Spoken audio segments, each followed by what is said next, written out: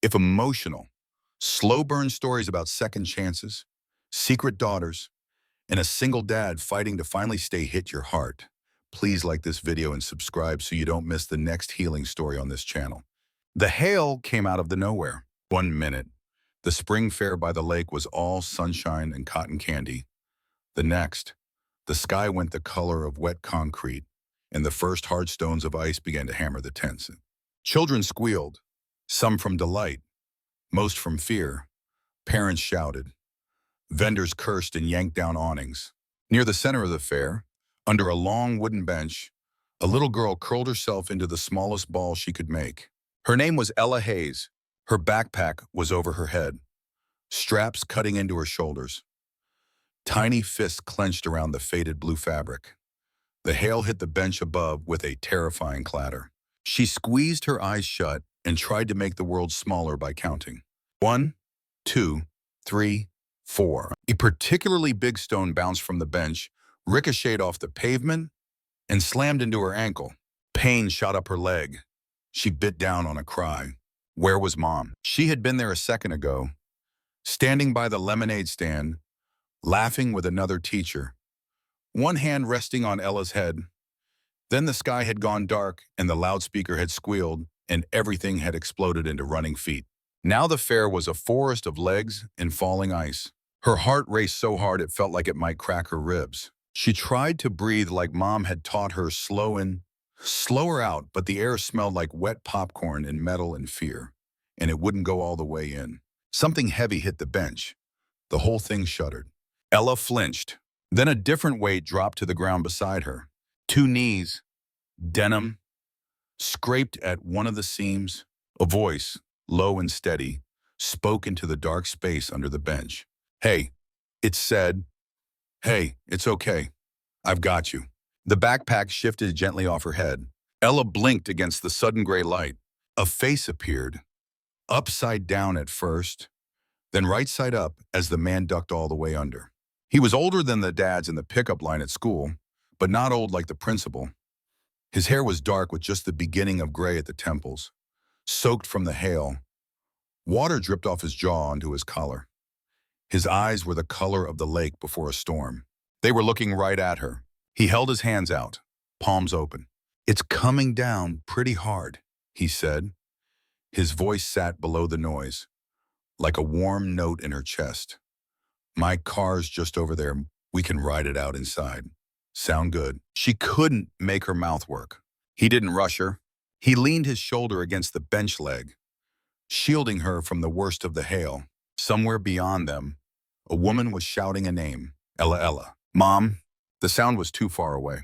The man glanced toward it, then back at her. Is that you? He asked. Ella. She nodded once. He smiled, quick and almost startled, like the name hit something in him. Hi, Ella, he said. I'm Ethan. This is my little boy, Theo. For the first time, Ella noticed the small figure behind him. A toddler clung to his back, arms locked around his neck, face buried in his wet jacket. Hey, buddy, Ethan muttered over his shoulder. We're grabbing one more. It's okay. He extended his hand toward Ella again. You don't have to be brave, Sam, he said. You just have to let me help. Her fingers were stiff and cold. They uncurled anyway. She put her hand in his. His hand was warm, even wet and shaking and cold as he probably was. His grip was firm, not tight. The bench rattled. The hail picked up, a roaring white noise over the fair. Ethan ducked lower, folding his body around both children as he shuffled them out from under the bench. One arm held Theo's legs. The other wrapped around Ella's shoulders, pulling her close as they ran bent over through the biting rain of ice.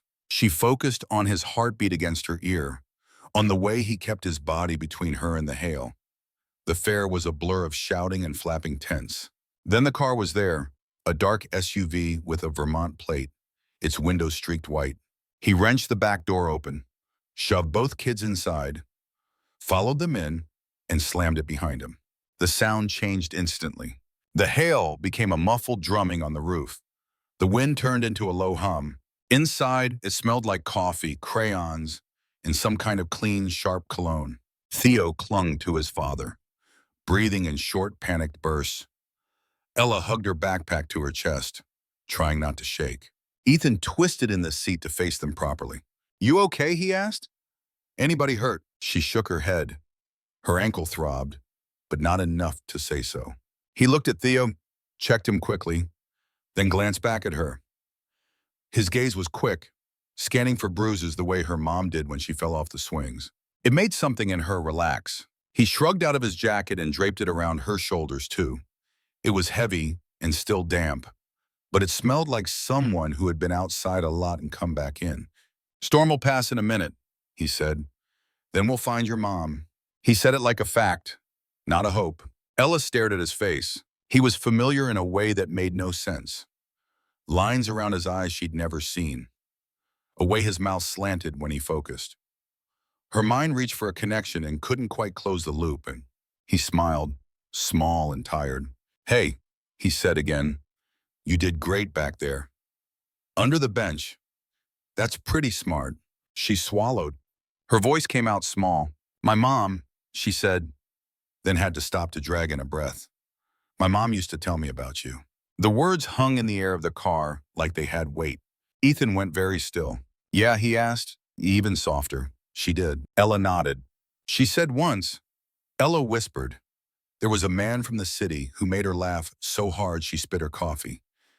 The rest of the sentence stuck in her throat. "Then he left," she almost said. "Then he disappeared." Her mom had never said his name. Theo shifted, peering over Ethan's shoulder. His round face was wet, cheeks blotchy. "Daddy," he whispered. "Who is she?" For a moment, Ethan didn't answer. His eyes were still locked on Ella's, blown wide with something like shock, like recognition, like fear. Outside, hail pelted the car, then began to ease. Inside, everything had gone very quiet. Claire's voice was raw by the time she reached the temporary triage tent. Her hair was plastered to her face, her jeans soaked from the knees down. She had checked every booth, every table, every soggy pile of lost and found jackets. People had tried to reassure her. The organizers had said they'd moved kids toward the first aid station. None of it touched the panic chewing at her chest. She could still see the back of Ella's head, ponytail bobbing as she'd skipped toward the ring toss game. She could still hear the way her daughter had laughed at the goats in the petting zoo. And then the sky had opened, and the world had broken into noise. Now the hail was melting, leaving the fairground a mess of puddles and cracked ice. The air smelled like mud and adrenaline. "Ma'am," a volunteer in a neon vest tried to put a hand on her shoulder. "We're sorting the kids in here. If you'll just—" But Claire had already spotted a small pair of lavender rain boots she knew like her own hands. Ella sat on a plastic chair, a foil blanket around her shoulders, backpack in her lap. Beside her, a little boy in dinosaur pajamas clung to the leg of a man talking quietly to a nurse. Claire's legs nearly gave out. "Ella," she choked. Her daughter's head snapped up. "Mom." Claire dropped to her knees beside the chair and pulled Ella into her arms. The foil blanket crackled between them.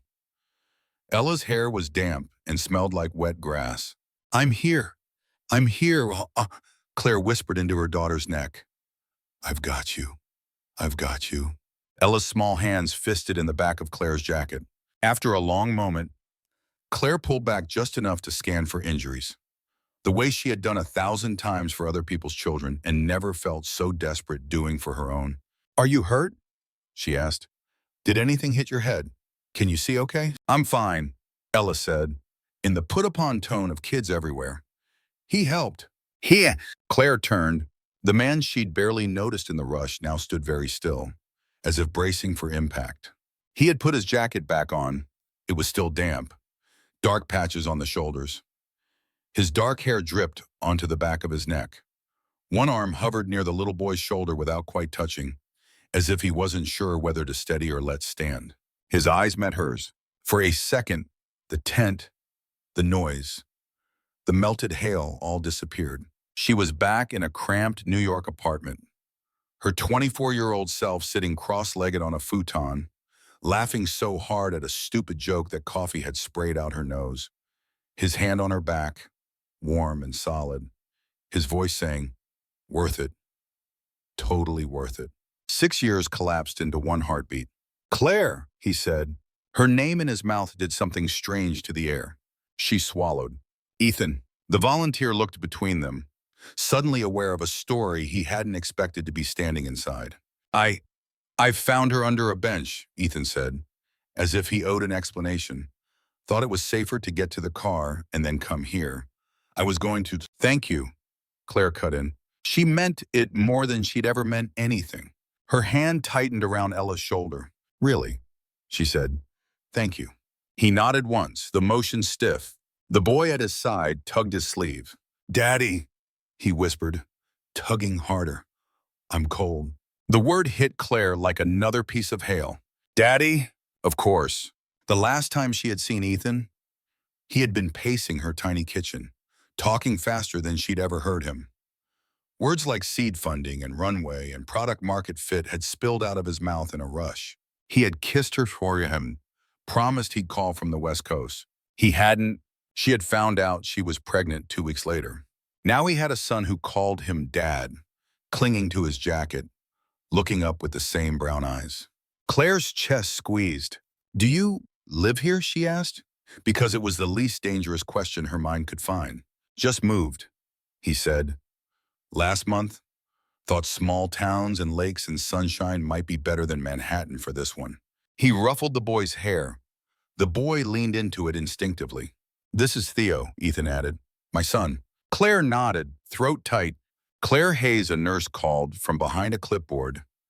"We need you to sign for Ella and confirm she's leaving with you."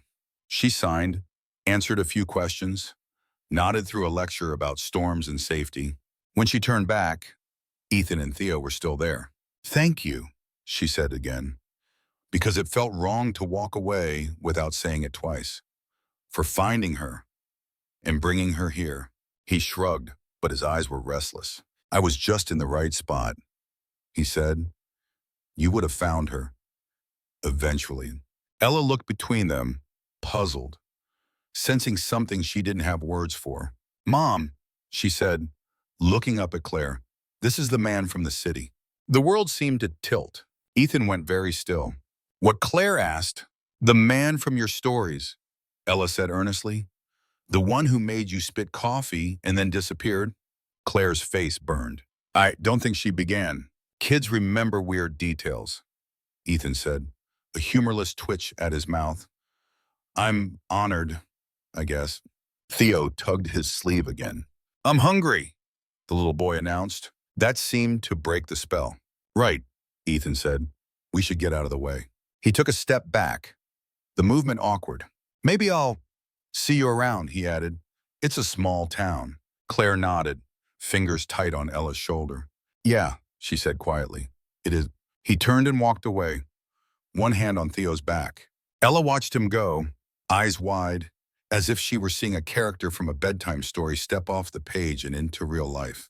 The preschool stayed closed for 3 days while they inspected the roof. Claire didn't know whether to be grateful or annoyed. On one hand, she understood. Safety first. On the other, her bank account did not understand unpaid days off. Ella bounced off the walls. By day 2, Claire had run out of rainy day crafts and patience. They went to the little bookstore on Main Street mostly to break up the morning. The bell over the door chimed softly as they stepped in. The air was warm and smelled like paper and cinnamon. Someone had left a tray of sample cookies on the counter. "Just one," Claire said automatically when Ella's hand reached out. There was a small children's corner in the back, with a rug patterned like a world map and low shelves of picture books. Today, Posti, there were 2 small sneakers and a pair of dinosaur socks sticking out from behind a display. Ella froze. "Mom," she whispered. "It's them." Claire followed her gaze. Ethan sat cross-legged on the rug, a book open in his lap. Theo leaned against his side, tracing the pictures with one careful finger. They hadn't seen her yet. Ethan read in a low, animated voice, making just enough inflection to keep Theo's attention without tipping into silly. He looked like he belonged there, in the soft light, surrounded by books in the small, steady weight of a child. Claire's chest did something complicated. Ella walked straight toward them, Cookies forgotten. Theo, she said. Theo's head popped up. Ella dropped onto the rug beside him as if they had always shared story time. Hi, she said. Theo looked at her, then at his father, checking whether this was allowed. Ethan smiled faintly. Hey, Ella, he said. We're learning about penguins. Penguins live at the South Pole, Ella announced. Not the North. The North has polar bears. Theo's mouth made a small O of impressed surprise. She's right, Ethan said. We just read that. Claire stepped forward, feeling like she was stepping into a scene that had started without her. Hi, she said. Ethan looked up. There was something softer around his eyes than there had been at the triage tent. Maybe it was just the bookstore light. Maybe it was the absence of hail. Hey, he said, we didn't plan this, I swear. You don't own the bookstore, she pointed out gently. You're allowed to be here. He huffed a quiet laugh. Theo tugged on his sleeve. Dad, can she come to the zoo with us? He asked. Zoo, Ella repeated, eyes lighting. Claire's eyebrows went up. We're not, Ethan started. Theo looked confused. You said maybe the zoo this week, he reminded his father. Offended. You said, we'll see what the weather does. And maybe the zoo. Bud. Ethan closed his eyes for a second. Right, he said. I did say that. He looked at Claire. I'm doing remote work now, he explained. Flexible hours. Trying to figure out how to be the kind of dad who takes his kid to the zoo. That's a good kind of dad, Ella declared. He smiled at her, and something in Claire wilted and straightened all at once. I could use a zoo day too, Claire admitted, if the school stays closed tomorrow. She heard herself, heard the way the words slid toward an invitation. She swallowed. You don't have to, she added quickly. I know you've got work. I've got work and 2 kids who've been stuck inside for days, Ethan said. The zoo is starting to sound like the responsible choice. Theo made an excited noise. I'll pack snacks, Ella offered. The words came out as if the decision had already been made. Claire exhaled slowly. Okay, she said, zoo it is. The zoo was exactly as exhausting as expected, and somehow better. It was an hour's drive out of town, along a road that wound through trees just starting to sprout pale green. The sky was a clear, hard blue, as if trying to apologize for the hail. Theo clutched his stuffed dinosaur the entire ride. Ella pressed her face to the window and narrated everything she saw, from every cow to every road sign. Ethan drove, one hand on the wheel, the other occasionally adjusting the rearview mirror to check on them. Claire sat in the passenger seat, very aware of the space between their elbows. At the zoo, the kids ran from enclosure to enclosure, torn between wanting to see everything and wanting to linger everywhere. They fed goats at the petting zoo. They watched otters twist through water. Ella pressed her hands and nose to the glass at the penguin tank. South Pole, she murmured. Not north. Later, at the snack stand, she frowned at the menu. Do the pretzels have sesame, she asked. The teenager behind the counter looked blank. Ethan stepped in. Does anything back there have sesame, he asked. Oil, seeds, anything. The kid shouted the question over his shoulder. A disembodied voice answered no. We're good, Ethan said. Claire glanced at him. How did you know to ask, she asked. He shrugged. I'm allergic, he said. Not deathly, just uncomfortable. I've learned to interrogate snacks, so Ella blinked. I get itchy when I eat sesame, she said. He turned to look at her. You do, he asked. She nodded. My tongue feels like bees, she said matter-of-factly. Mom says no more sesame. Claire's stomach dropped. She had never bothered to connect her daughter's allergy with anyone else's. It was just one of those random things you managed. Now, watching Ethan and Ella stand side by side under the bright sun, both studying the pretzel like it might contain hidden danger, she saw the same crease in their brows. Same allergy. Same habit of scanning a room for exits. Same way their mouths twisted when they thought. Her heart beat a little too fast. On the drive back, the kids fell asleep, heads lolling in their car seats, and Ethan put on music, low enough not to wake them. Claire recognized it before the first chorus. You kept this playlist, she asked. He kept his eyes on the road. You made it, he said. I just never deleted it. Her mouth went dry. The song playing had been the background to countless late-night brainstorming sessions in their old apartment. They had danced to it once in the tiny kitchen, her feet on his socks, flour on his t-shirt, their laughter echoing off cheap cabinets. Now it filled the car, softer, slower. Ella shifted in her sleep. Without thinking, Ethan reached back, his hand hovering near her shoulder without touching, the gesture instinctive. Claire stared at the road, at his knuckles, at the mountain of words they had never said.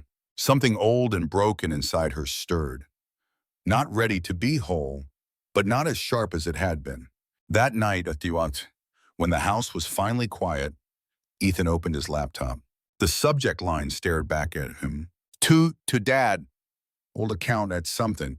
Come, subject you left. I almost did too. The body of the email was long. He had written it over weeks, adding a few lines when the urge hit, never hitting send. He scrolled back to the top. Dad, you and I have never talked like this, so I'm going to pretend I'm writing to a stranger. You left when I was 5. Mom said you needed to find yourself.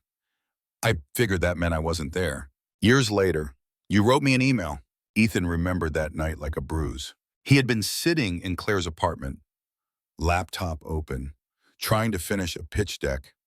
His phone had dinged with an unread email from a name he hadn't seen in years. His father had written about regret, about the family he'd had before Ethan, the one he had never mentioned, about patterns, about fear, about leaving to avoid hurting people and hurting them anyway.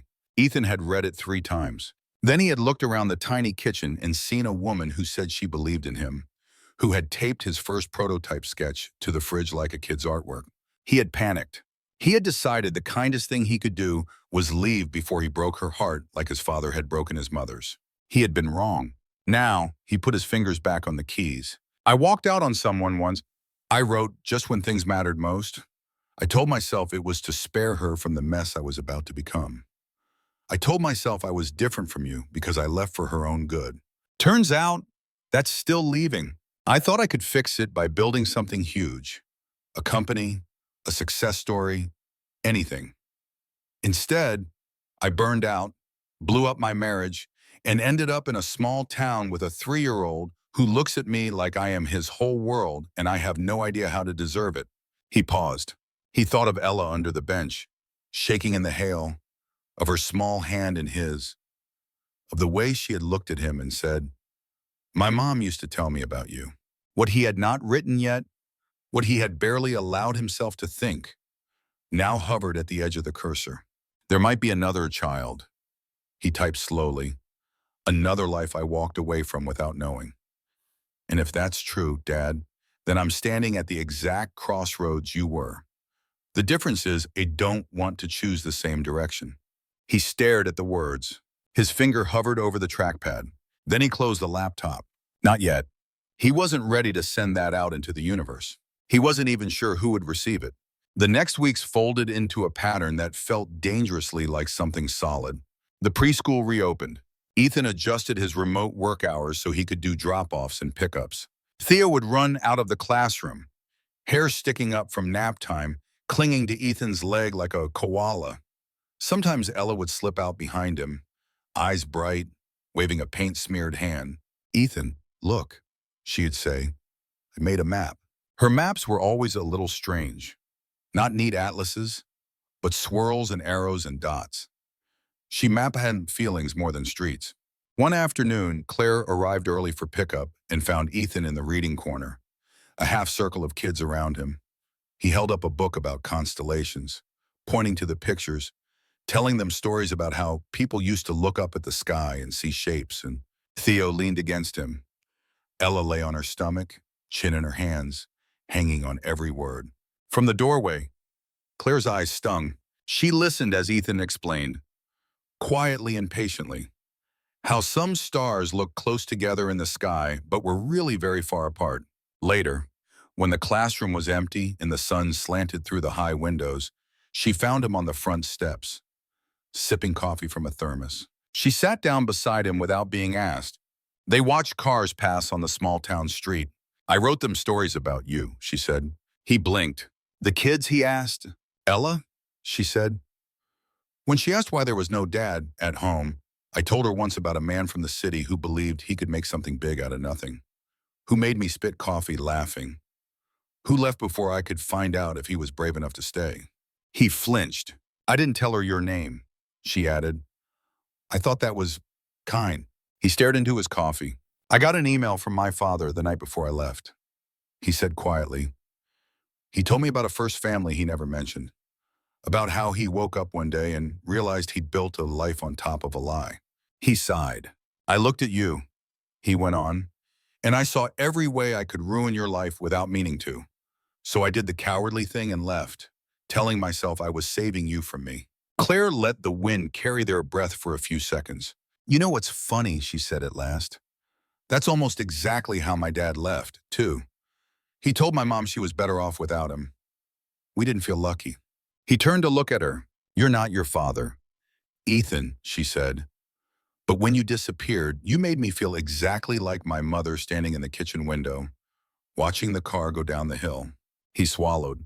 I'm sorry, he said. She nodded. I know, she said. That doesn't undo it. But I believe you're sorry. They sat in silence, two people with old wounds pressed together by the weight of two small sleeping bodies inside the building. He almost asked then. The words rose to his tongue. Is she mine? But he looked at the way Claire's hands twisted in her lap, at the way her shoulders were set, and he let the question fall back into his chest. He wasn't sure which answer scared him more. The truth came out over a science kit. It was STEM day at the preschool, a fancy phrase for we give the kid magnets and magnifying glasses and try not to let anyone eat a battery. Ethan had donated a few kits from a company he knew. The boxes had little rockets on the front and promised to turn kitchen tables into laboratories, and he hadn't noticed the labels until he was standing in the classroom, handing them out. Look, Ella, the assistant teacher cooed. This one has your name on it. Claire, passing paper towels to another table, glanced up. The box in Ella's hands read, Ella Cole's Space Explorer Kit. Her stomach dropped. That's a typo, Ethan said quickly. I must have filled out the order form wrong. I was thinking Hayes. My fingers typed Cole. It happens. The assistant teacher laughed. Well, it fits, she said lightly. She does look like she could be yours. The room kept moving around them. Kids tore open boxes, magnets clacked, someone spilled vinegar. Claire and Ethan stood very still. Later, after the last child had been picked up and the smell of vinegar had mostly faded, Ethan walked up the little path to Claire's house. Rain had started again, a fine mist that turned the porch boards dark. Claire was on the couch folding tiny t-shirts when he knocked. She opened the door with a laundry basket in her hands. His face on the porch looked older than it had that morning.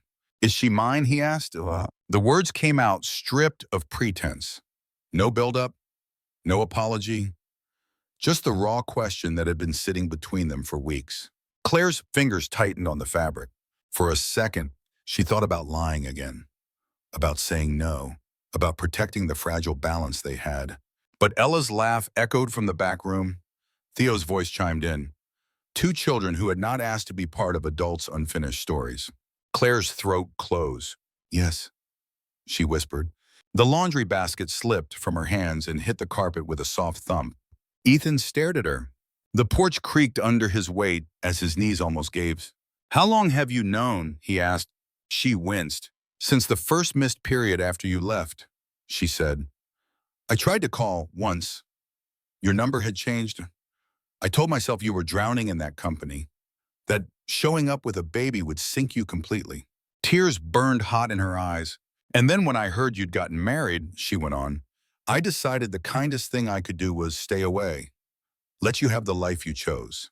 He laughed once, harsh. The life I chose imploded, he said.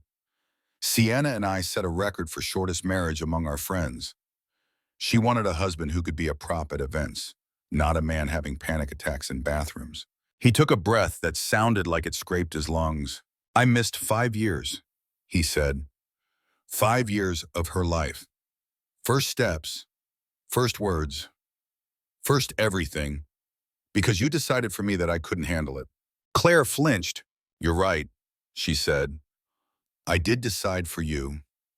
I was angry and hurt and scared and very, very alone. I didn't trust you not to repeat your father's story in front of my child. She wiped at her cheeks impatiently. That doesn't make it right, she added.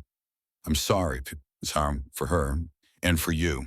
He closed his eyes. When he opened them again, they were shining. Is she okay? He asked. Is she happy? The question split her heart. Yes, Claire said, most of the time. She's smart and weird and loves maps. She asks big questions. She draws the same picture of a house with 4 windows over and over. He smiled through the wet on his face. 4 windows, he repeated. 4 people, Claire said.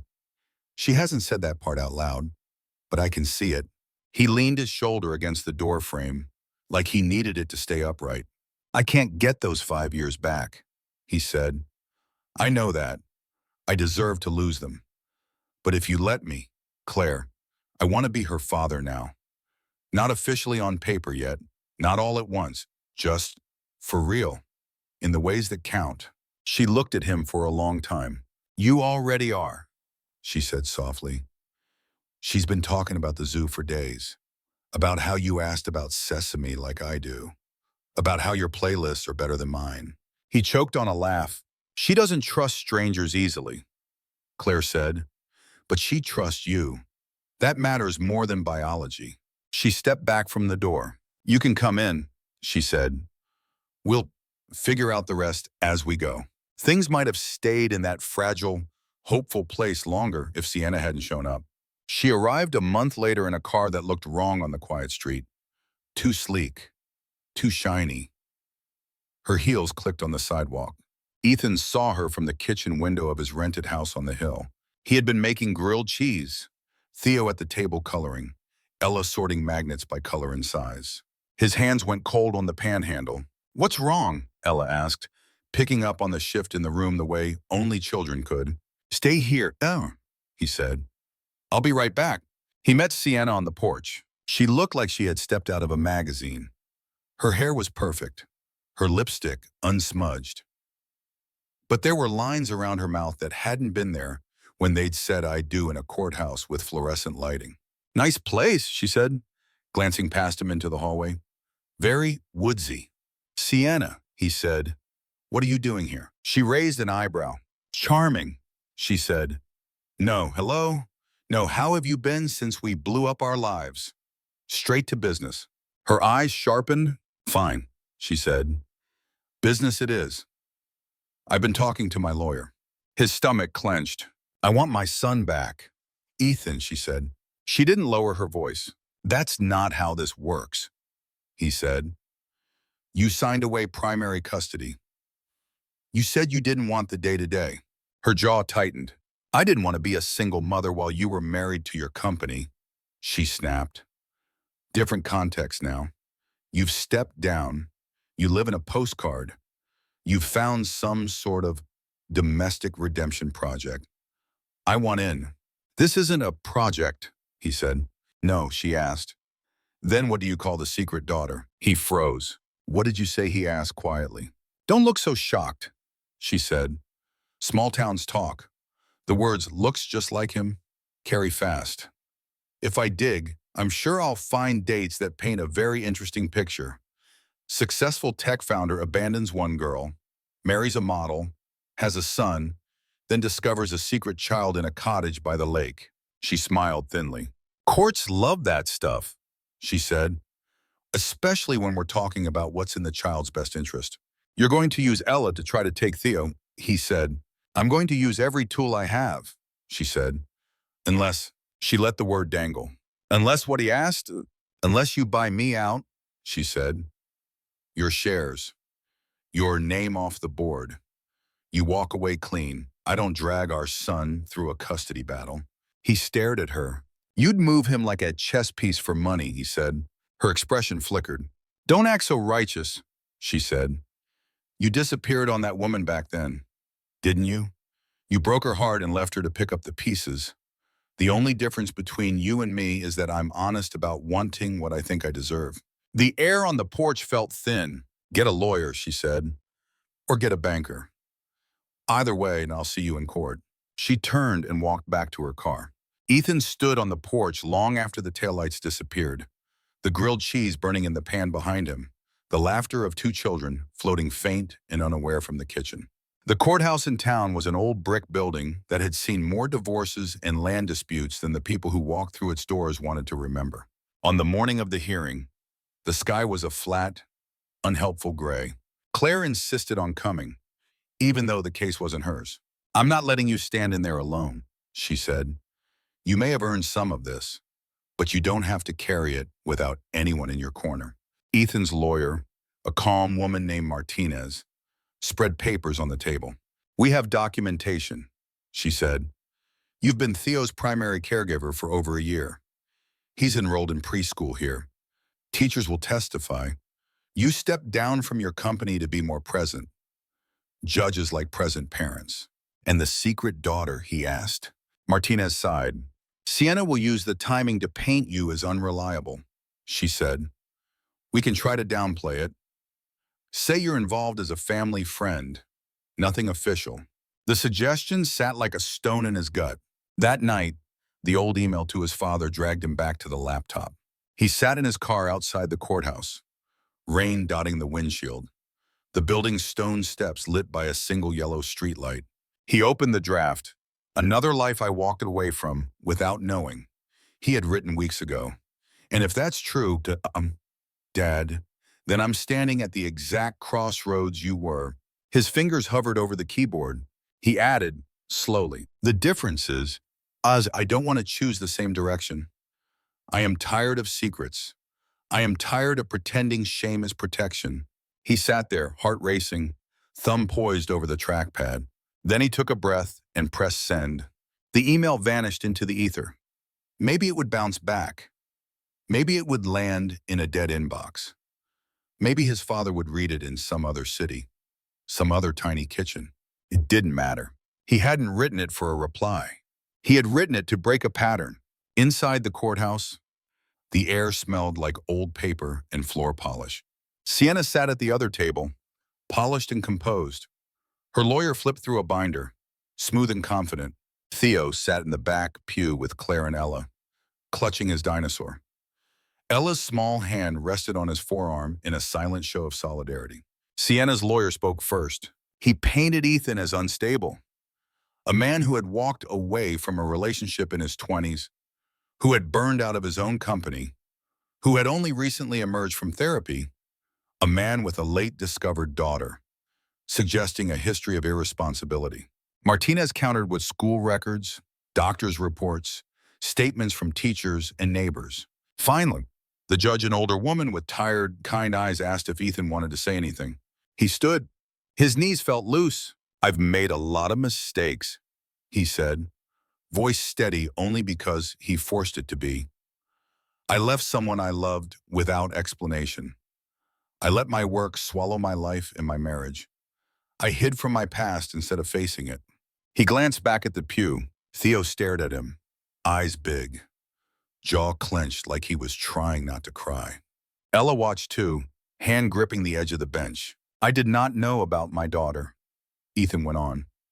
"That doesn't excuse my absence, but it is the truth. When I found out, I could have tried to hide it to look better in this courtroom, but that would have been repeating the very thing that broke me as a kid." He turned back to the judge. "My own father left and kept another family hidden," he said. "I grew up feeling like a secret. I won't do that to any of my children. I'm here in front of you, telling you I have a son and a daughter, that I love them both, and that I intend to be in their lives openly, no matter what it costs my reputation." His throat tightened. "I have stepped down from the company I built," he said. "I've moved to a town where my son can know his neighbors. I do school drop-offs and bedtime stories and grocery shopping. That doesn't make me perfect, but it does make me present.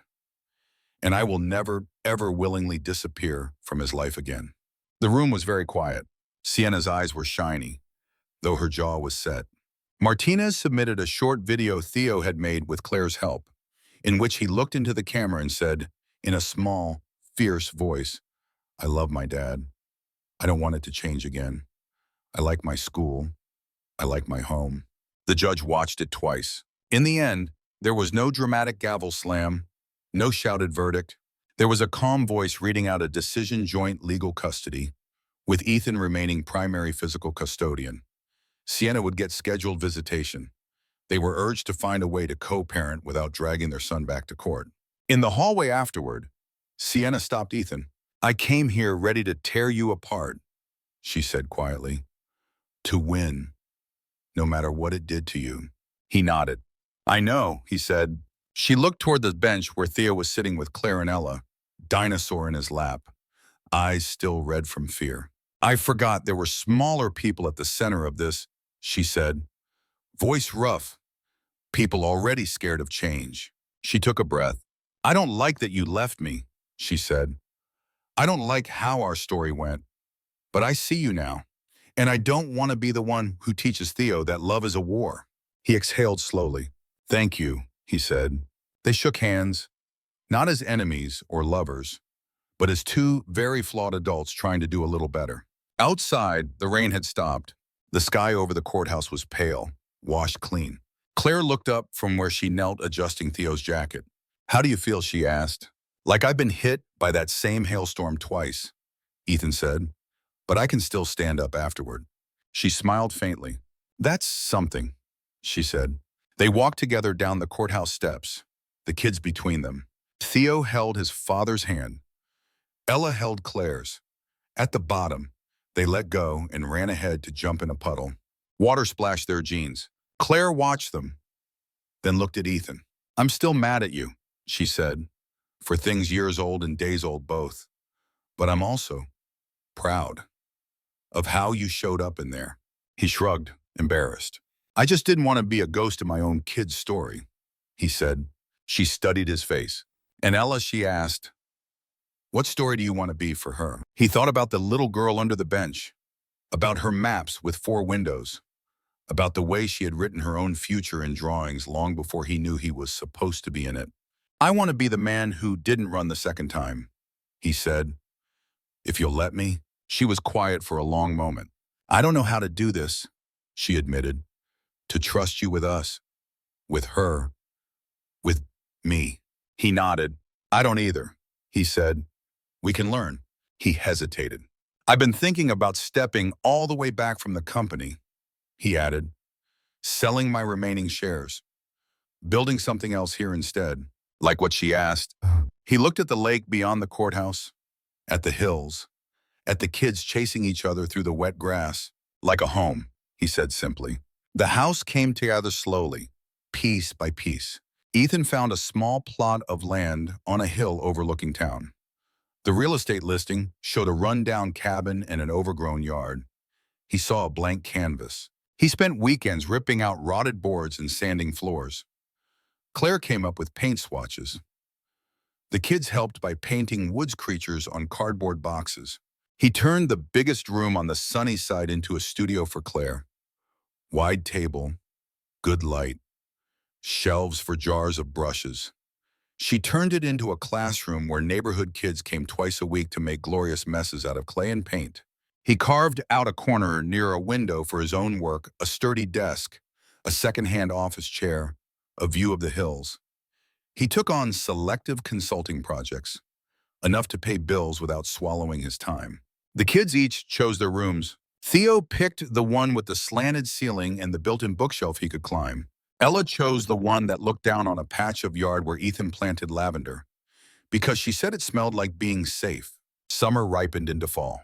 Leaves on the hillside flared red and gold. The air grew crisp. Claire's mother came to visit, at first with tight lips and narrowed eyes, then, slowly, with softer shoulders as she watched Ethan burn his fingers, trying to flip pancakes, and heard the kids call him Ethan and Dad in the same breath. Sienna came for weekend visits with Theo, and sometimes stayed for dinner. The first time she complimented Claire's art and meant it. They all laughed at the strangeness of it. The house learned their rhythms. Coffee in the kitchen, shoes piled by the door, crayon marks on the walls, and laughter in the quiet room where Ethan sometimes still sat alone and wrote emails he didn't expect answers to. One evening, near the end of October, they hosted a small gathering in the new backyard. Neighbors came, carrying pies and folding chairs. Kids ran between the lavender and the fire pit. Someone brought a guitar. When the last car pulled away and the yard fell into relative silence, the sky above the hill was a deep navy, pricked with stars. Ethan walked back to the patio, where Claire stood stacking paper plates. "Hey," he said. She looked up, hair pulled into a messy knot, sweater hanging off one shoulder, cheeks flushed from the fire. "Hey," she said. "Can I show you something?" he asked. He held out an envelope.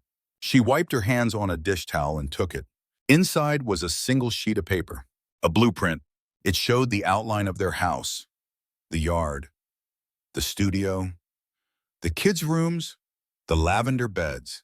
At the bottom, in a neat font, a line of text read, "The Cole Hayes home, established this fall." Her throat tightened. "You got this printed?" she asked, fingers tracing the words. "I've had it in my head for a while," and he said it. "Thought it might be time to put it on paper." He took a breath. "I haven't exactly earned the right to ask you big questions quickly," he said. "I walked out on you once. I've spent a year trying to prove I can walk in and stay. But I'm going to ask anyway, because if there's one thing this last year taught me, it's that time is not a thing to waste." He bent one knee, not fully down, just enough that his eyes were level with hers. "I don't want to go back to what we were," he said. "We're not those people anymore. I want what we've been building here. Mornings with cereal on the floor, school runs, late-night art projects, screaming at spiders in the bathtub." She laughed through the tears that had started to spill. "I want to call that blueprint, sure," he finished. "With you, officially, not just as the father of your daughter or the guy in your stories, as your partner, your family. Will you call this place home with me for good?" The screen door banged. Ella and Theo spilled out onto the patio, each holding something behind their backs. "We have a part two," Ella said, eyes shining. "Yeah," Theo said. "Close your eyes," Claire obeyed, bemused. "Hold out your hands," Ella instructed. Claire did. Two small, warm objects dropped into her palms.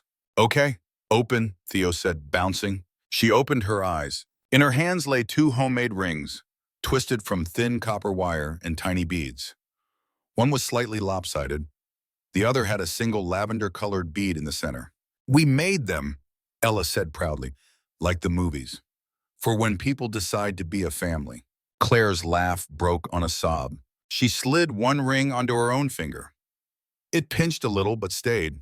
She held the other out to Ethan. "Since we're doing this our way," she said, voice shaking, "I guess it's a yes." His smile lit up the dark like another lantern. He slipped the ring onto his finger, copper catching the firelight.